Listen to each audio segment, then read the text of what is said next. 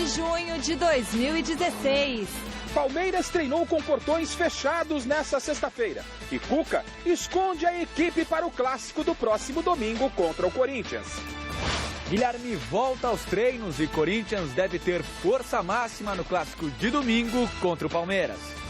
Palmeiras e Corinthians se reencontram em 12 de junho e personagens de 93 relembram decisão histórica do Paulistão.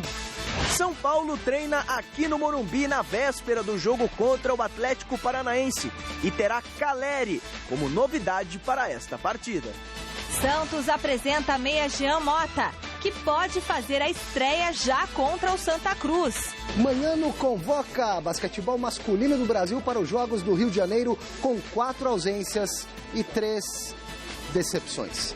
As notícias da seleção brasileira. E a Eurocopa começa hoje com o maior número de participantes da história. 3, 2, 1, estamos chegando e hoje é sexta-feira, meu povo. Muito boa noite.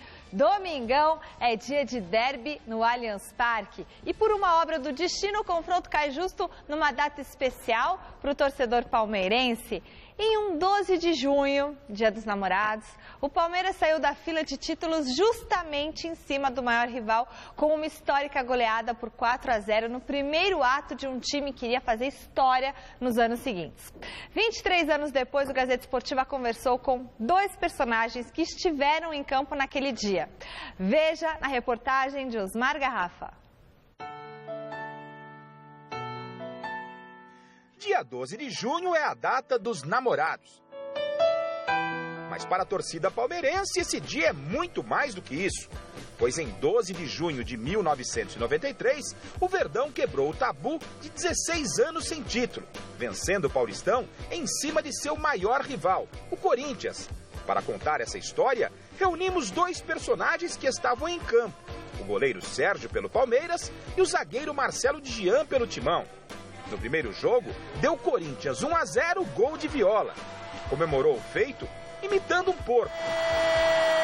Viola, Viola, Viola, Viola, Viola! Com todo respeito, é uma grande homenagem ao Palmeiras, porque no momento que o Neto lançou o porco, o Palmeiras todo estava procurando o porco e o porco estava lá dentro da rede. Nossa semana foi realmente em cima dessa cena, desse episódio, até porque o Vanderlei soube administrar isso, trabalhar, né? Canalizar aí as forças que a gente precisava. É lógico que o treinador adversário ele procura motivar os jogadores em todos os sentidos e pode ser sim que ele tenha pego, né, o Viola imitando o porco, mas eu acredito que isso não tenha sido o fator decisivo. Nós tínhamos um time muito equilibrado psicologicamente e um time confiante, um time que tinha alguns jogadores já de seleção brasileira com experiência, né, como eu falei do Zinho, o próprio Sérgio Sampaio, o Evair, o Edmundo vindo, mesmo garoto, vindo com uma sequência boa. O time do Palmeiras realmente era um time muito bom, né? E muitos achavam que nós não seríamos capazes de ganhar nenhum jogo, né? E realmente o primeiro jogo foi uma surpresa, a vitória de 1-0. Encerra a partida, Dionísio Roberto Domingos, o Corinthians sai na frente para a disputa do título de 93. 1-0 em cima do Palmeiras. A arbitragem do Zé Aparecido, como é que os jogadores do Palmeiras receberam, viram o Zé Aparecido e essa história de que houve um esquema da Parmalat para que o Palmeiras não perdesse o título e saísse da fila. Como é que vocês receberam isso? Eu me lembro muito bem de um lance que o Henrique, né, eu acho que tem um cruzamento, eu saio de soco assim, cara, a bola vai lá perto do meio de campo e o Edilson domina ela, sai ele e o Henrique dá no meio dele. As expulsões, eu acho que o Zé Aparecido não errou. Você amarela a defesa toda com menos de 10 minutos, dá-se a entender que, sei lá, alguma coisa pode ter acontecido, né?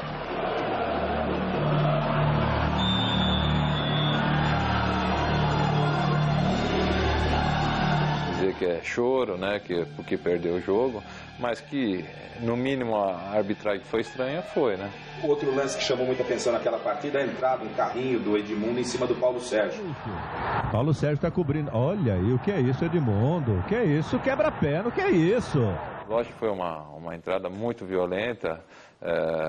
Bom, já foi estranho a mudança dos bandeirinhas, né, por 2 árbitros de campo, né? Coisa que isso daí acho que nunca tinha acontecido até hoje, e até hoje mesmo não acontece, né? Edilson vem rolando essa bola até Edmundo, tentou levar, ela passa, vai o Evair, chegazinho, chutou e gol. E como é que foi o jogo em si? O Palmeiras fez uma bela vantagem, precisava vencer no tempo normal e levar a decisão para a prorrogação para jogar pelo empate. Como é que o Palmeiras construiu aquela vitória? Então, quando nós fizemos o resultado em si, o primeiro gol para você ver, né, saiu do pé direito do Zinho, ele chuta, ele nem olha, ele na virada do corpo dele nem vê a bola entrando, depois que ele vai conferir. Né, e ele fez o gol, e então assim, você vê o Zinho fazendo gol com o pé direito. Aí a gente na época, começamos a acreditar que tudo ia dar certo. Acabou no Morumbi, Palmeiras, campeão paulista de 1993. 23 anos depois, Corinthians e Palmeiras, numa situação diferente, é claro, para o Campeonato Brasileiro, vão se encontrar na mesma data. Dá para projetar daquilo que você está vendo aí com 6, 7 rodadas de Corinthians e Palmeiras para esse final de semana, 23 anos depois? Eu acho que é um clássico de igualdades, né? Eu acho que o Corinthians está na frente no campeonato, o Palmeiras está logo atrás, com 1 ponto, apenas 12 pontos. Então, eu acho que não tem favorito. O Cuca está fazendo um trabalho aí excelente. Já contra o Flamengo, realmente já mostrou novamente a cara que o Palmeiras está buscando. E o Corinthians, sem dúvida nenhuma, com o treinador que tem, que é para mim hoje o melhor treinador do Brasil, tem aí feito um belo trabalho também. Eu posso analisar que o Palmeiras está um pouco mais em termos de favoritismo. Então, eu aponto que o Palmeiras realmente possa ganhar esse jogo aí, 2-1, 1-0. Eu espero que o Tite seja mais feliz, né? E que possa fazer as mudanças táticas e mesmo de jogadores durante a partida que faça ganhar o Corinthians.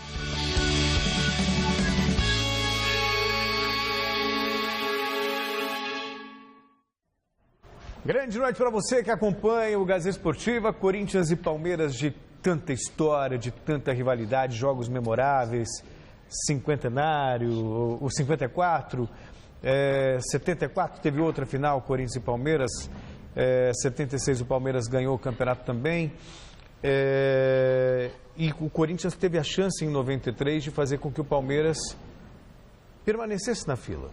Ganhou o primeiro jogo, o Viola extremamente folclórico, algo que eu sinto falta no futebol de hoje, quase um moleque. Alguém pode falar assim, é provocação, isso faz parte do jogo, faz parte do espetáculo. Aí o Palmeiras ganhou com contundência, tinha mais time, ganhou por 4-0, mas foi um jogo com uma polêmica arbitragem, sem dúvida alguma. Essa entrada do Edmundo no Paulo Sérgio é incompreensível para mim até hoje. O atacante do Palmeiras recebido só um amarelinho. Estou sendo rigoroso demais? Boa noite, Alberto Helena Júnior. Boa noite. Merecia um vermelhaço, né? Incrível. Agora eu fico pensando, você está lembrando o negócio do Viola, né? Você sabe como é que nasceu esse negócio de porco? Não lembro como é. Era o periquito, né? Pois é, o Palmeiras era o periquito. Por que o periquito? Porque o Palmeiras, em 42, teve que trocar, no tempo da guerra, teve que trocar o nome, né, de Palestra Itália para Palmeiras. E então é todo um conjunto de ideias de que era um clube essencialmente brasileiro. Né? Então tinha o verde, que é das nossas matas, aquela história toda, Palmeiras, que é uma planta típica daqui e tal, e o periquito, que foi o Tomás Mazzoni, que era um jornalista, historiador da Gazeta Esportiva, que inventou esses símbolos, essas caricaturas de todos os clubes, os principais clubes, pelo menos, e ficou o periquito, porque o periquito era verde e amarelo, era brasileiro e tal coisa. Aí, lá pelos anos 70, um grupo de jornalistas aqui de São Paulo criou um jornalzinho chamado Coração Corintiano. Coração. E resolveram imitar o que o pessoal do River Plate fez com o Boca Juniors lá em Buenos Aires, porque o Boca Juniors também era um clube da colônia italiana. E eles então soltaram um porco. O porco era ofensivo para a colônia italiana, né? Você que não tomava banho, comia que nem um porco, não sei o que e tal. E o palmeirense é exemplo do que acontecera com o Carlos Lacerda, que foi governador lá da Guanabara, e que era chamado de Corvo, que ele absorveu o apelido Corvo e passou a usar como um símbolo das campanhas dele. O palmeirense resolveu absorver a figura do porco. E fez muito bem. Comeu o porco. Muito bem. Olê, porco. Olê, porco. Eu não gosto, particularmente eu não gosto. Ainda mais com descendente italiano, neto italiano, não gosto desse negócio de porco. Não, olê, periquito. Eu prefiro o periquito. Não, melhor o mais porco. Simpático. Vote na enquete que está no ar no site gazetesportiva.com. Nós queremos saber qual será o resultado do derby. Vai vencer o Palmeiras, vai dar empate ou o Corinthians ganha? O nosso editor Edilson Nunes, que fez aniversário essa semana, é corintiano e vota no Corinthians. Beijo, Ed, pra você. Muita saúde e felicidade. Já disse, pra mim tá com cara de empate. Depois? Tá com cara de empate. Alberto Helena Júnior. Empate. Ah, gente, tá sem graça. Marinho, o que vai dar? Palmeiras ou Corinthians? Não, vai dar Palmeiras. Palmeiras, Corinthians ou empate. Marinho, muito obrigada por todo o mês que você trabalhou aqui com a gente. Nosso assistente de estúdio, sensacional. Beijo, vou sentir saudades. Futebol internacional. Começou hoje a disputa da Eurocopa. Na partida de abertura, a França, dona da casa, enfrentou a Romênia no Stade de France e o jogo terminou com uma sofrida vitória francesa por 2-1. Nessa edição, a principal competição entre as seleções da Europa terá novidade no número de participantes, o que pode dar emoção à competição. A expressão para definir a Eurocopa como uma Copa do Mundo sem Brasil e Argentina nunca fez tanto sentido como em 2016. Tudo porque pela primeira vez na história o torneio terá 24 seleções. 8 a mais do que nas últimas 5 edições, reunindo quase todos os grandes craques do planeta. São apenas 8 seleções a menos do que um Mundial abriga atualmente, o que mostra o grau de importância que o torneio ganhou com esse incremento no número de participantes. Fora os sul-americanos, as principais ausências dessa grande competição serão os holandeses, que vacilaram nas eliminatórias e ficaram de fora da competição que chega à sua 15ª edição. A sede da Euro deste ano será a França, que abrigará 51 partidas em 10 estádios espalhados pelo país.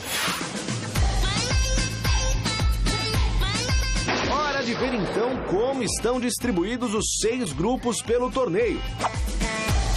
No grupo A, os anfitriões dividem a chave com Albânia, Romênia e Suíça. No grupo B, duelam Eslováquia, Inglaterra, País de Gales e Rússia. Já no grupo C, medem forças Alemanha, Irlanda do Norte, Polônia e Ucrânia. No grupo D, Croácia, Espanha, República Tcheca e Turquia se enfrentam. O grupo E é o chamado da morte. Bélgica, Irlanda, Itália e Suécia prometem fazer duelos cheios de emoção. Por fim, o grupo F, que reúne Áustria, Hungria, Islândia e Portugal. A fórmula de disputa é bem simplificada. Os 2 primeiros de cada grupo, além dos 4 melhores terceiros lugares, avançam para as oitavas de final. A partir daí, em jogos únicos, os vencedores seguem rumo à grande decisão, marcada para o dia 10 de julho. A Alemanha e Espanha são os maiores vencedores da história com 3 conquistas cada. A França aparece logo em sequência com 2 troféus. Com uma conquista, 6 países: Dinamarca, Grécia, Itália, Holanda e as extintas seleções de Tchecoslováquia e União Soviética. Será que a lista de campeões aumenta ou Alemanha e Espanha ampliam a vantagem sobre os demais? A resposta só teremos após a final do dia 10 de julho.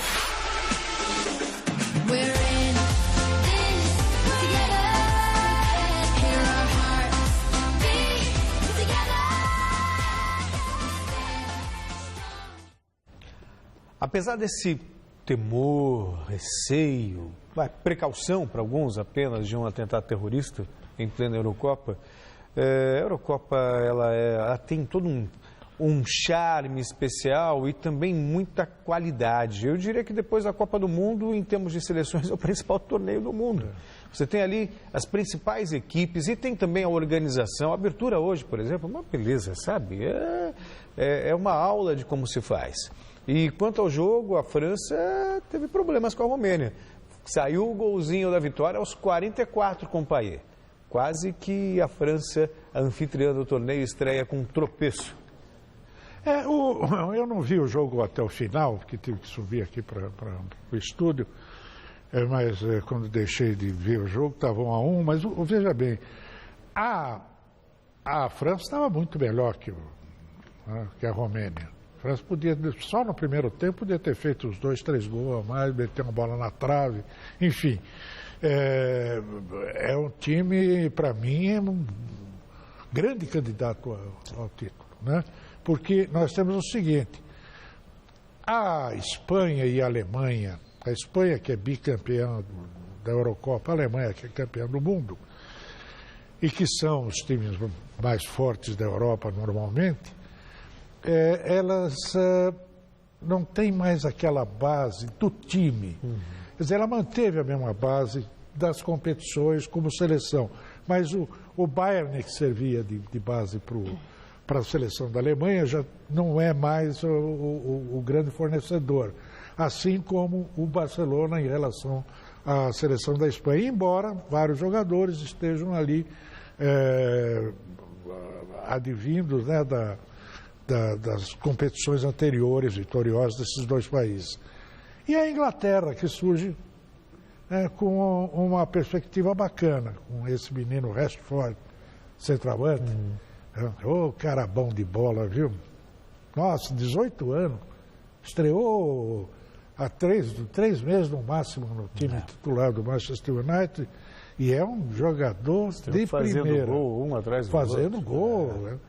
E, enfim, é muito charmosa essa competição. Seleção brasileira, o Brasil terá mudança no meio-campo no confronto com o Peru e provavelmente será um estreante com a camisa da seleção brasileira. Tá tranquilo, tá favorável, tá tranquilo, tá favorável, tá tranquilo, tá favorável. Só os vilão, vem! Wallace foi o último a chegar na seleção que disputa a Copa América Centenário. O volante do Grêmio foi convocado após a desistência de Luiz Gustavo. Jogou 20 minutos contra o Haiti e já deve ser titular na vaga de Casemiro suspenso no domingo contra o Peru. Motivo para ficar nervoso? Eu tô tranquilo, já passou o friozinho na barriga. Tá tranquilo, tá favorável, tá tranquilo, tá favorável, tá tranquilo, tá favorável. Só os vilão, vem! E se tá tudo tranquilo e favorável para o jogador de 22 anos, não existe preocupação também com o atacante peruano, mas sim respeito. Eu já joguei umas 4 vezes contra, um atacante muito inteligente, a gente sabe que não pode deixar ele pensar muito. O Cueva também é um jogador muito rápido. Então a gente tem que procurar neutralizar os pontos fortes deles. Uma vitória no domingo garante o Brasil no primeiro lugar do Grupo B, enquanto uma derrota pode resultar na eliminação. Mas tá suave final de semana. Eu tô rindo da música. Mas é claro que em condições normais, o Brasil, por mais críticas que mereça, por mais desconfiança que exista, tem condições de pelo menos um empate e conseguir diante do Peru. Claro que depois que nós vimos ontem o Uruguai caindo diante da Venezuela, para a loucura do Luiz Soares, eu achei inusitada, né, a postura dele, olhando para o técnico, e aí, eu não vou para o jogo? Né, o Uruguai perdendo, e ele não foi mesmo, ficou todo bravo lá no banco de reservas e tal. Acho até que faz sentido a reclamação dele. E o Uruguai perdeu para a Venezuela, e o Uruguai, para mim, era candidato ao título. E o que dizer então da seleção mexicana, né? O Osório, o trabalho que ele está fazendo na seleção do México, muita gente torceu o nariz para ele aqui, mas eu acho um técnico competente. Muito tive a oportunidade de conversar com ele uma noite aí, depois que ele participou da mesa redonda. É um cara bem informado, com conceito de jogo muito interessante e tal. Realmente é um grande treinador e está fazendo falta aqui, viu? Mas o Uruguai nunca me enganou, viu? Não? Nunca me enganou. Só sabe dar pontapé. O Uruguai é o Luizito Soares. E é inacreditável que o Oscar Tabares não tenha colocado ele. E ele ficou bravo, né? Bateu. Com razão, né? Com razão. E o Wallace da seleção brasileira, eu acho um belíssimo jogador. Eu gosto muito.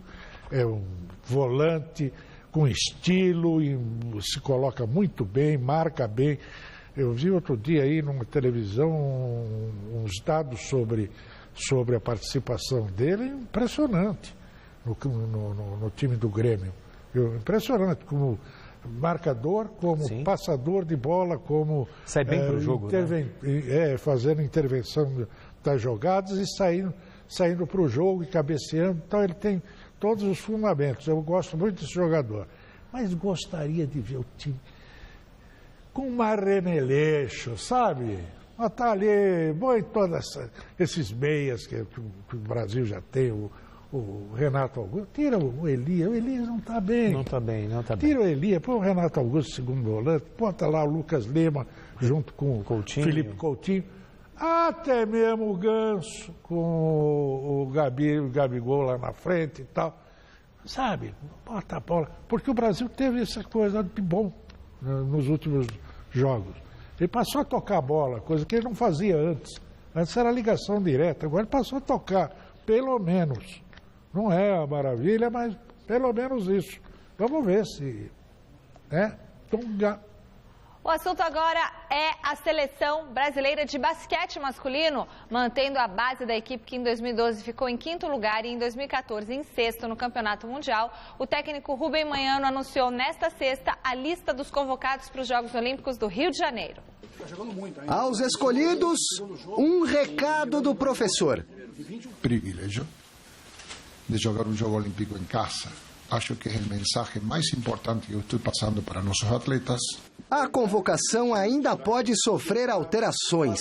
Dos 14 chamados, destaque para o quinteto da NBA.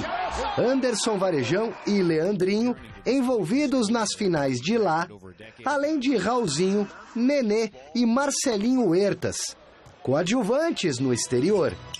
Temos que ter a capacidade de virar essa chapinha de jogador de rol a participar verdadeiramente, ciertamente también colaborando con otras cosas que no le piden en su club de origen o en su franquicia de origen para ayudar a la selección. Rubem Manhano lamenta a ausência de 4 jogadores convocáveis e que não irão disputar os Jogos Olímpicos do Rio de Janeiro. Um não tinha jeito mesmo, é o Thiago Splitter, que está machucado. Os outros 3 preferiram ficar nos Estados Unidos. Atletas que procuram se firmar na NBA, que trocam o sonho olímpico por um torneio preparatório de verão no Tio Sam. O ala armador Bruno Caboclo, que estaria entre os 14. O pivô Lucas Bebê, citado pelo treinador na coletiva de hoje. Neste caso não é um problema de capacidade. Eu não sei se é um problema de vontade ou um problema pessoal, não sei. E principalmente Cristiano Felício, pivô de talento, que estava muito nos planos de Manhano. Que se fico chateado, claro que fico chateado. Porque nós já faz tempo que estamos tentando, não é de agora não, que estamos tentando, porque acho que é um potencial jogador, ainda que nossa seleção e nossa estrutura de categorias de base também invirtió muito nele. É assim, uno tem que entender. Não significa entender a aceptar. São coisas totalmente diferentes. Infelizmente, não vamos a contar com ele. Aos que aceitaram a seleção brasileira de corpo e de alma, o recado do comandante argentino é bem direto. Eu quero ver uma sociedade e uma boa combinação entre as coisas que se estão falando. Nós. Eu também me boto dentro desse saco. De lo que nós estamos falando com o que nós vamos a fazer. Hora de conferir a rodada desse final de semana no Brasileirão. 4 partidas serão realizadas amanhã. Vamos colocar a arte aqui? Vamos lá, Boquinha. Internacional e América Mineiro jogam às 4 da tarde no Beira-Rio. No mesmo horário, a Ponte Preta recebe a Chapecoense em Campinas. Aí, às 6h30, em Volta Redonda, tem Fluminense e Grêmio. E o São Paulo enfrenta o Atlético Paranaense às 9 da noite no Morumbi. No domingo, às 11 da manhã, horário que o Alberto Helena Júnior curte, o Botafogo joga com Vitória em Volta Redonda e o Coritiba recebe o Sport no Couto Pereira. Às 4 da tarde tem Palmeiras e Corinthians na Arena do Verdão, Allianz Parque. Atlético Mineiro e Cruzeiro na Arena Independência. E Figueirense e Flamengo em Floripa. Fechando a rodada, o Santa Cruz recebe o Santos no Recife. Muito bem, vamos voltar a falar do derby de domingo. O nosso contato agora é com ele. Coloca ele na tela, Barba. O repórter Fernando Gavini, que está lá no CT Joaquim Grava acompanhando o Coringão. Boa noite, Gavini.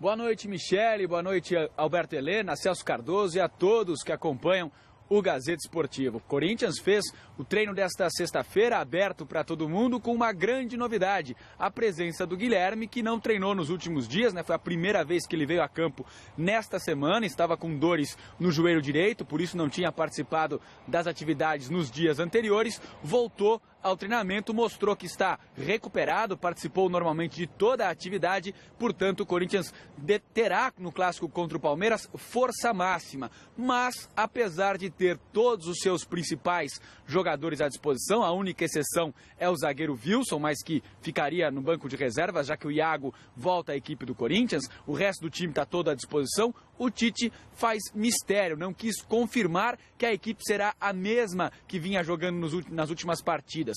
Durante os treinos na semana, o Danilo treinou como única alteração no time, no lugar exatamente do Guilherme, que estava machucado.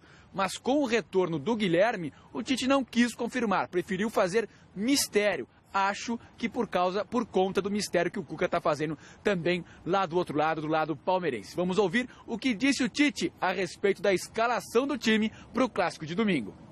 Guilherme ficou fazendo no dia anterior um trabalho específico com o Caio, numa transição, e já não havia sentido nada. O dia anterior, sim, foi de treinamento e tratamento. Treinou normal hoje, não vejo problema maior. Mas vou confirmar a equipe depois. Quero deixar bem claro para vocês, para não ficar uma situação como sempre tem sido. Daqui a pouco houver alguma diferença, alguma outra manifestação. O Tite falou uma coisa e ela é outra. Não, vou definir a equipe a partir de amanhã. Não sei se vou externar de forma pública. Tá? Inclusive o treinamento que eu solicitei foi o treinamento fechado que a gente faça amanhã. Aí a palavra do técnico Tite, vai definir o time só a partir de amanhã, pelo menos é o que ele disse, vai fazer mistério nesse momento e vai fazer treino fechado, não vai ter presença de jornalistas aqui no CT do Parque Ecológico. Normalmente de sábado, quando o Corinthians joga no domingo, não há atendimento à imprensa, não há entrevistas aqui no CT do Corinthians, mas fica aberto para quem quiser vir registrar imagens, acompanhar o treinamento, ver o trabalho de perto do técnico Tite, mas desta vez os portões estarão fechados, o treinamento será privado para jogadores e comissão técnica, não haverá a presença de ninguém de fora. Na entrevista coletiva de hoje tivemos a presença também do presidente do Corinthians, o Roberto Andrade, e aí aproveitamos a oportunidade para saber um pouco mais da situação do Felipe. Está muito claro que o Felipe está se despedindo do Corinthians, pode até ser que este jogo contra o Palmeiras, dependendo do andamento das negociações, seja o último do Felipe com a camisa do Corinthians. Apesar dessa negociação com o Porto, o técnico Tite garante que o Felipe está com a cabeça voltada no clássico contra o Palmeiras e até por isso será o capitão da equipe.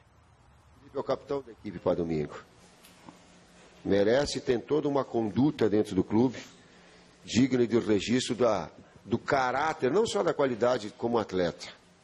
Ele vai ter suficientemente capacidade de ficar voltado à importância do jogo e depois Depois aí é com a direção e com ele. Estamos bem encaminhados. Acredito eu que mais alguns dias isso já estará definido ainda, mas ainda faltam alguns detalhes. Acredito eu que semana que vem a gente vai estar finalizando tudo isso, então não dá para cravar aqui que será o último jogo, sim ou não. Pode ser que sim, pode ser até que ele jogue mais algumas outras partidas ainda, pelo fato de que na Europa eles também estão de férias, né?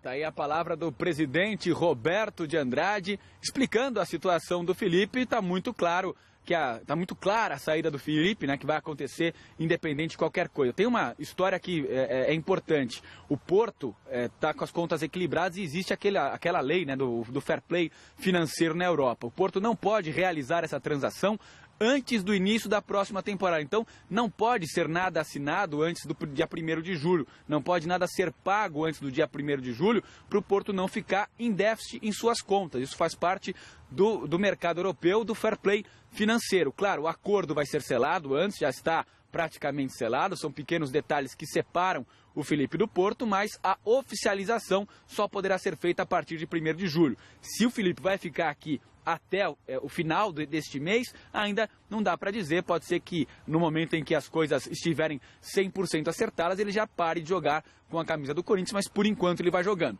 Se não é o último jogo do Felipe com a camisa corintiana, certamente será um dos últimos jogos e por isso até ele vai receber essa homenagem do técnico Tite e será o capitão no clássico contra o Palmeiras. Clássico este que não terá torcida corintiana no estádio. Clássico de torcida única. E tanto o Tite quanto o Roberto Andrade falaram a respeito disso e lamentaram essa situação. Conversamos com todas as instâncias do judiciário para que isso fosse revertido. Não tivemos resultado. Eu, particularmente, acho que é uma medida descabida, acho desnecessário para o futebol a gente ter um jogo com torcida única. Isso é um desrespeito ao torcedor, ao cidadão. O torcedor do Corinthians nunca ficou ausente de nenhum jogo do Corinthians. Nenhum jogo do Corinthians. Acho, na minha visão, um absurdo, porque se isso fosse resolver a violência no país, eu daria a nossa contribuição, mas não vai resolver e não está resolvendo. Vamos acolher, vamos acatar independentemente da nossa vontade e dos nossos sentimentos. Óbvio. Por quê? Porque existe uma coisa que ela é maior que isso, que ela é respeitar instituições, que é respeitar a regra, que o torcedor vai nos passar uma energia assistindo o jogo em casa, que não faça disso motivo para balbúrdia, que não faça motivo isso para confronto. Se nós queremos que a coisa melhore, vamos dar um exemplo também para nós. Sabe, se quiser passar o carinho, e que tem passado o carinho, daqui a pouco aqui no nosso estádio, a gente saindo, não sei, de outra forma. Mas não vamos fazer disso um ato de rebeldia para que as coisas possam acontecer de forma diferente, não.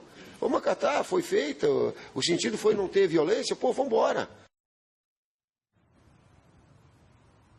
Tá aí a palavra tanto do Tite como do presidente do Corinthians, o Roberto de Andrade, lamentando a situação. Agora, é um detalhe que deveria até ser pensado. Não sei qual é a opinião de vocês aí no estúdio, mas normalmente muito pouca coisa acontece dentro do estádio ou nos arredores do estádio. Não sei se é o caso de proibir a presença dos torcedores do time visitante no estádio, se isso muda alguma coisa, já que quem quiser aprontar alguma coisa fora, longe do estádio, como que as coisas vêm acontecendo, né? Muitas vezes o jogo, por exemplo, na Arena Itaquera, as coisas acontecem na Zona Oeste de São Paulo, por exemplo. Quer dizer, será que isso vai deixar de acontecer? Não sei. Qual que é a opinião de vocês? Eu acho, né, sinceramente, que não resolve nada. Michele. Boa, Gavini. Muito bom. Agora eu toco a bola aí para o Celso Cardoso e para o Alberto Helena. Também acho que não resolve absolutamente nada. É subscrever a incompetência das autoridades em controlar a violência. Outra coisa, tem outra medida muito mais fácil.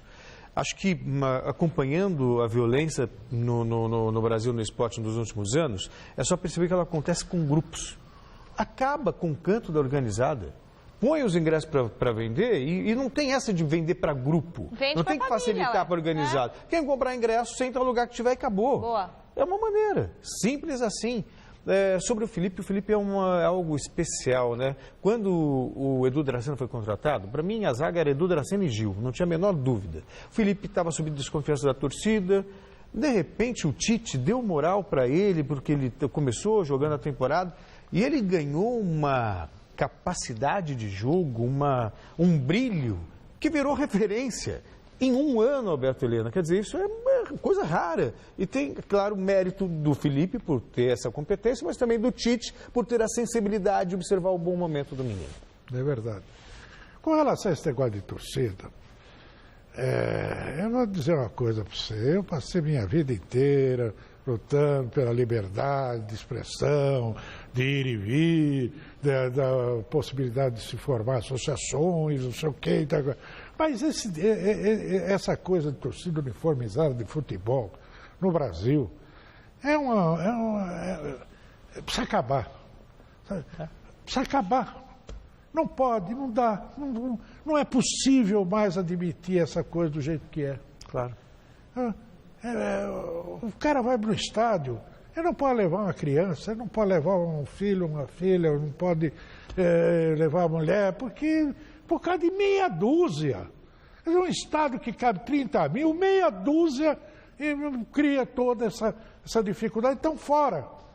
Até que as autoridades tomem as atitudes necessárias, que seja uma legislação adequada, um tipo de policiamento adequado, limpar as torcidas uniformizadas dessa cambada aí de vagabundos que só prestam para fazer confusão. Enquanto isso não ocorrer, é melhor assim, é menos complicado assim. Fala, Michele. É isso aí, Alberto Você Helena. Fica batendo papo aí, Michele? Não, é porque eu estava comentando com o Marinho, se eu podia perguntar para o Barba, que é o nosso diretor, se a gente deveria ou não falar que o Chico Lang recebeu uma carta hoje aqui,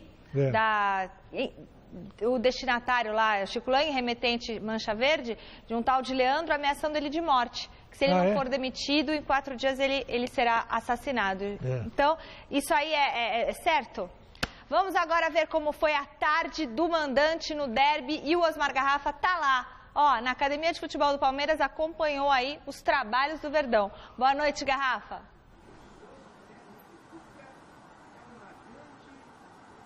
Boa noite, Michele. Acompanhamos o que nos foi permitido observar, né? A primeira parte do treinamento hoje aqui na academia foi fechada para a imprensa. O técnico Cuca está fazendo mistério quanto à escalação do time para o clássico do próximo domingo. Antes de entrar exatamente na formação da equipe, nas possibilidades e na rivalidade Corinthians e Palmeiras, uma boa notícia para os torcedores do Verdão. Nós conversamos em entrevista coletiva com o técnico Cuca e muito foi dito durante essa semana de que o Gabriel Jesus, na próxima janela de transferência, poderá ir para o futebol europeu. Inter de Milão, Juventus da Itália, não é? E Real Madrid da Espanha seriam equipes interessadas na contratação do atleta. Nós perguntamos ao Cuca o que ele sabe a respeito disso, se o Palmeiras corre algum risco de ficar sem o Gabriel Jesus para a sequência da temporada. Esse ano a gente não perde ninguém, então eu estou tranquilo. Pronto, isso eu falo até para o torcedor do Palmeiras. Esse ano a gente não perde ninguém, eu estou tranquilo. De janela, né? E a gente fala, não, mas tem 19 anos, podia ficar mais. Eu acho que todos com 19, 20, 21 anos poderiam e deviam ficar mais. Mas como que você faz para lutar com 24, 30 milhões de euros, sendo que o jogador não é só teu, do Palmeiras. Ele é uma parte do Palmeiras, a outra do agente, a outra do outro. Esses caras não pensam muito, e desculpa eles, no Palmeiras ou no Corinthians. Eles querem fazer o negócio.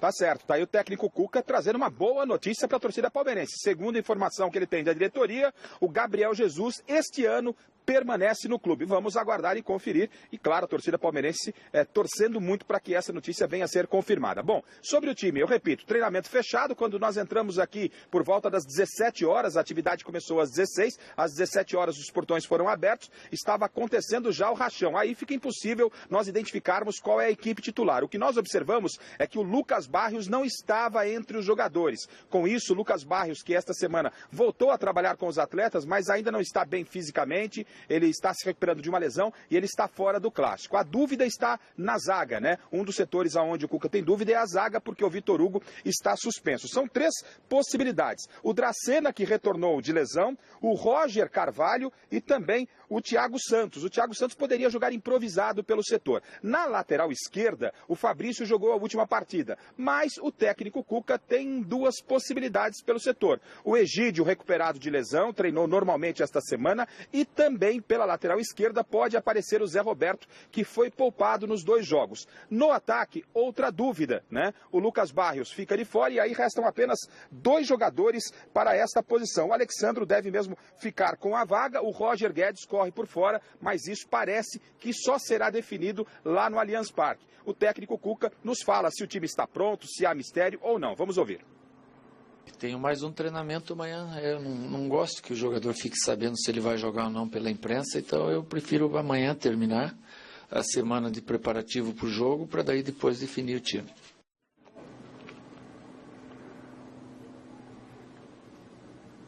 Então, o Cuca realmente não quer adiantar, o treinamento de amanhã é fechado à imprensa, então nós só vamos ficar sabendo a escalação do Palmeiras momentos antes da partida. Como foi destacado durante toda a semana, Michele, o Palmeiras, ele completa no próximo dia 12, ou seja, no domingo, quando enfrenta o Corinthians, 23 anos daquela partida histórica. Nós mostramos a reportagem, inclusive, no início do programa, quando o Palmeiras saiu da fila dos 16 anos. Não é? Então, muito tem sido explorado através da imprensa, da própria torcida, e nós perguntamos ao Cuca se tudo isso que está sendo falado nesta semana, desta data muito importante para o Palmeiras, tem algum reflexo para o clássico do final de semana, onde Corinthians e Palmeiras, depois de 23 anos daquela decisão, se reencontram agora por um jogo do Campeonato Brasileiro. Pode ter certeza que se você largar o 12 de junho dentro do campo, ele não dá um chute. E nem corre. Isso aí é bom para o torcedor lembrar, para chamar lá quem tem superstição, que não é meu caso. Então, pronto.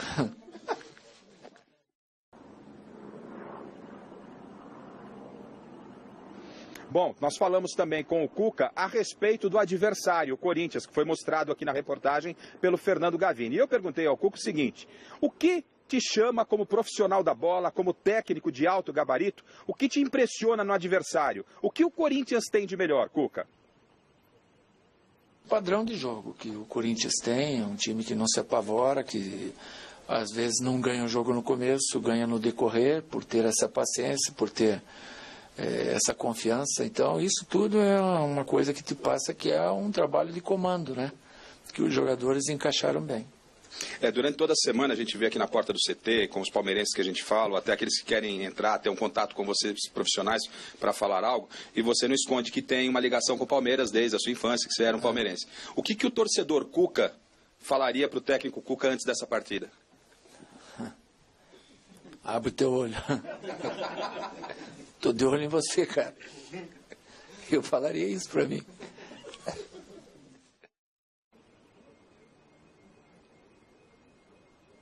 Tá certo, tá aí o bem-humorado técnico Cuca. O time não está escalado, mas só confirmando aí um provável, vai, Michele. O Fernando Praz no gol, o Tietê pela lateral direita, o Dracena, no meu entendimento, deve aparecer na zaga ao lado do Thiago Martins, Egídio, Zé Roberto ou Fabrício, essa dúvida pela lateral esquerda, no meio-campo, Jean, Matheus Salles, Dudu e Moisés, no ataque, o Gabriel Jesus, e aí a dúvida entre o Roger Guedes ou então o Alexandro. É aguardar o jogo às 4 da tarde e conferir depois tudinho no nosso Mesa Redonda Futebol Debate, no comando do Flávio Prado e toda a equipe de esportes da Gazeta. Michele.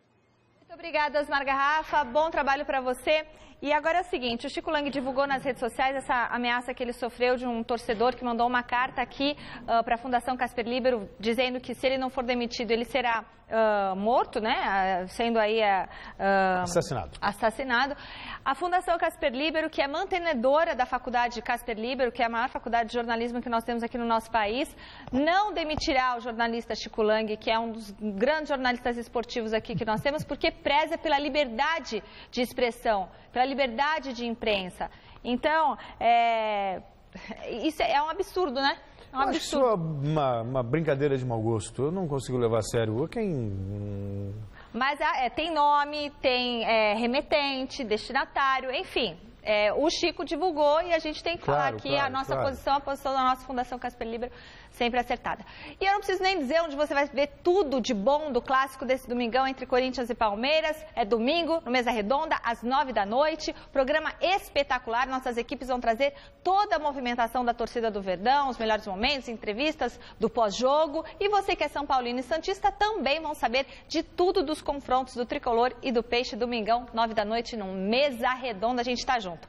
E atenção, você que se inscreveu para a prova ciclística 9 de julho, presta atenção, a sua inscrição só será validada com a sua participação nos congressos técnicos que acontecem aos domingos das 11 ao meio-dia e das 2 às 3 da tarde. Você escolhe o horário, tá? Domingo, então você que se inscreveu precisa vir aqui receber as informações do evento, é só uma horinha, vai ver as dicas de segurança fundamentais para sua participação, retira o kit, pega o chip e vai para casa. Senão não pode correr a prova ciclística 9 de julho, tá bom, meu amigo? Domingão, vem para cá. Ok, Barba, próximo tema agora, qual é? Hora de falar do Santos, que segue se preparando, se reforçando. Yuri foi apresentado na última quarta-feira e hoje foi a vez da apresentação de Jean Mota. Veja na reportagem do Adriano Dolfi. 22 anos e passagens pela Portuguesa e Fortaleza. Jean Mota assinou contrato por 4 anos.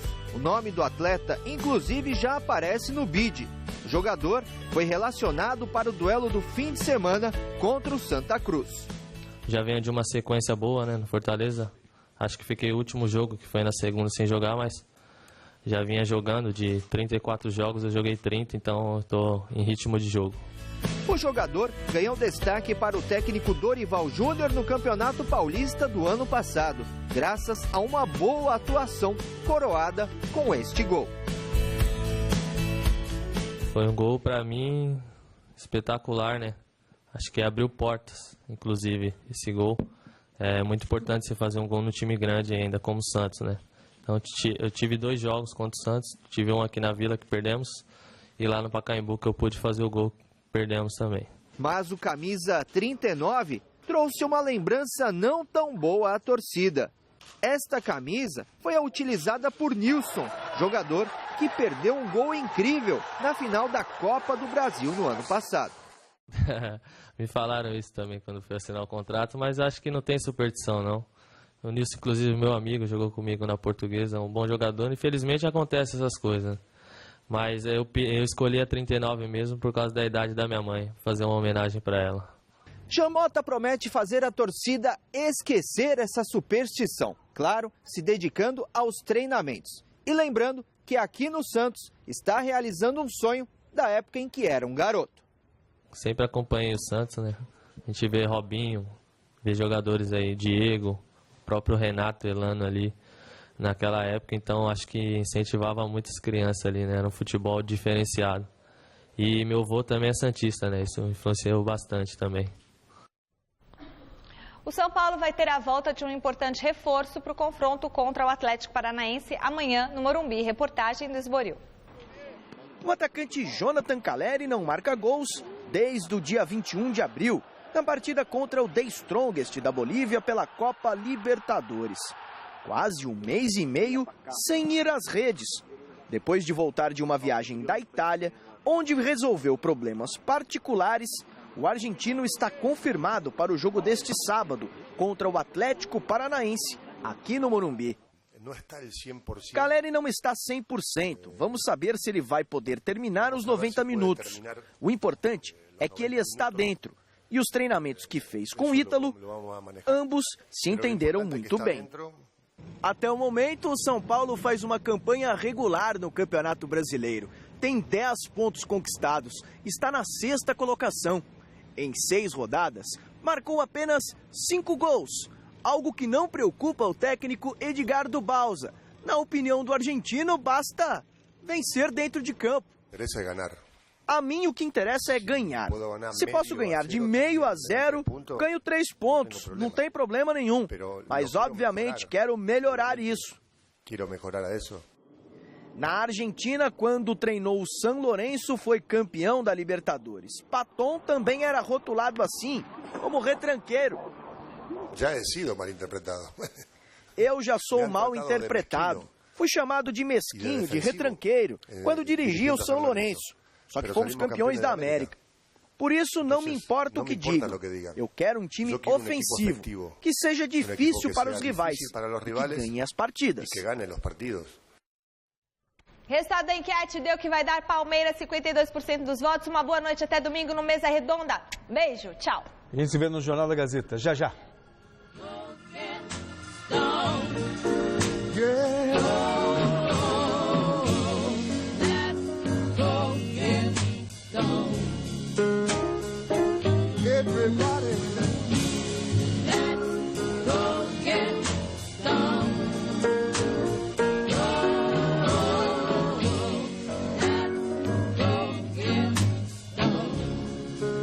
Now wait a minute.